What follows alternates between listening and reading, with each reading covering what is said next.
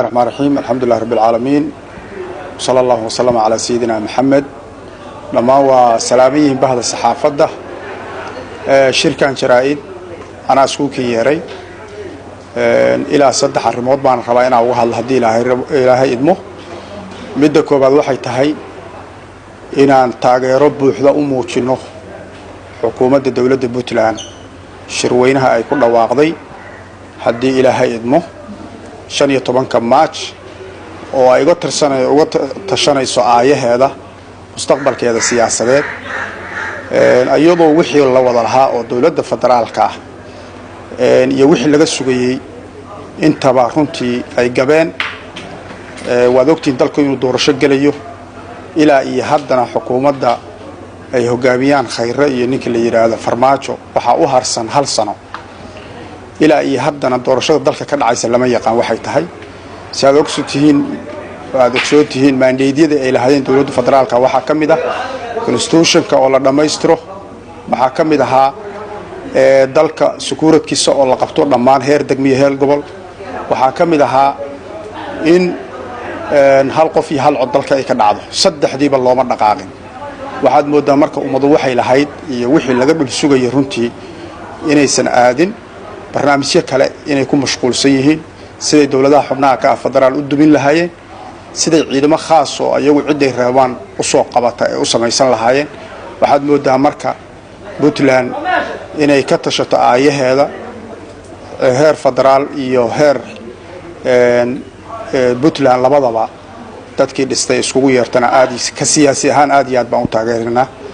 qodobka labaad oo ugu muhiimsan wuxuu yahay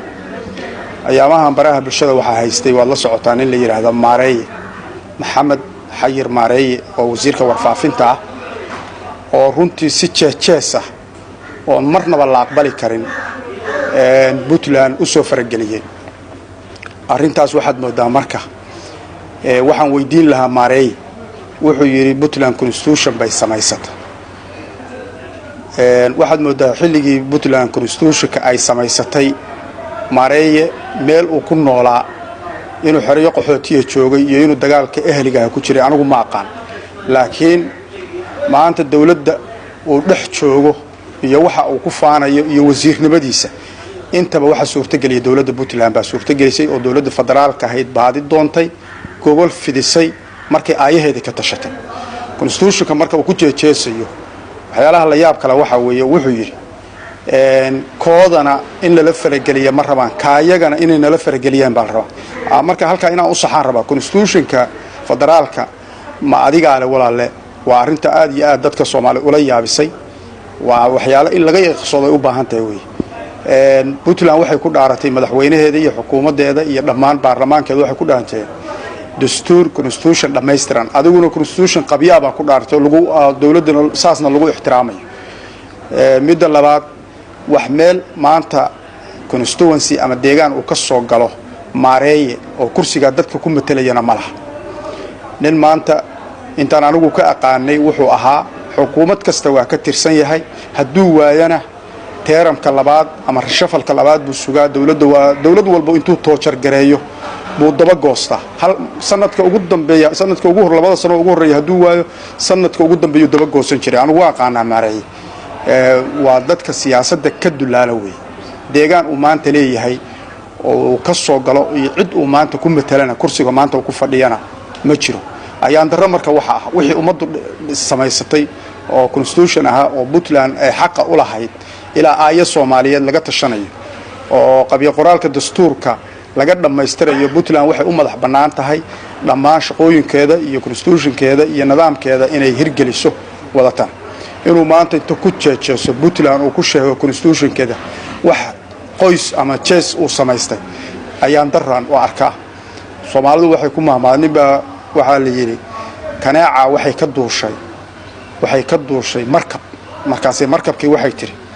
meeshaan ka duulay markabku uu ka dheelinay intee kabtankii u tagtay wax iska saarbay Maareeye horta maanta Puntland horta maba ku ogaba inaad waxaas tiri anu siyaasad baan kugu la jiray runtii baraha bulshadaana ka daawada laakiin hadalkaada iyo cid kula mid ah Puntland inaysan wax badan u dhimayn baan maanta ku cadeynaya runtii waxaad moodaa dawladda federaalkaana wasiir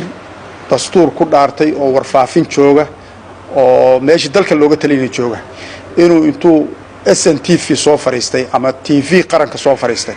inuu dawladdan constitutionkeedii iyo jiritaankeedii iyo dawladnimadeedii uu ku jeejeeso xataa wax etikiska ka baxsan asagoo qosqoslaya inuu wixii afkiisa soo maray yiraahdana dawladda federaalka bay waxay ku tahay damage. waxaan hadalkayga ku soo koobayaa Puntland waa qaan gaartay. Puntland maanta waxa weeye meesha ay marayso 1998 baa la aasaasay.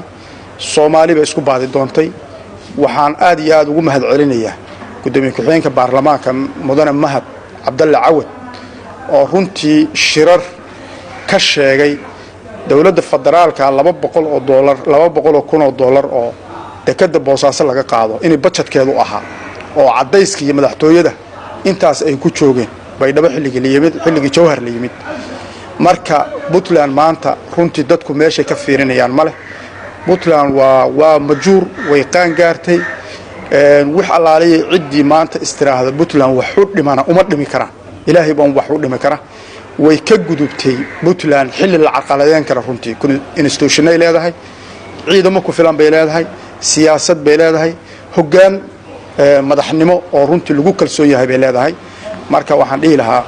dawladda federaalka iyadoo xilli kala guura lagu jiro waa inuu miyirku soo noqdaa. dawladda hadeer balad xaawo iyo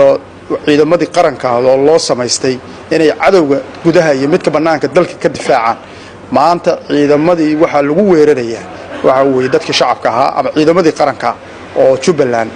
mar waa u jeedaan Soomaali waxaad moodaa indhahana mala dhagahana mala. waxaad moodaa marka arrintaydii intaas inaan ku soo koobo hadii ilaahay idmo saxaafaduna aad iyo aad u mahadsan yihiin. Assalaamu calaykum wa rahmatullaahi wa barakaatuh.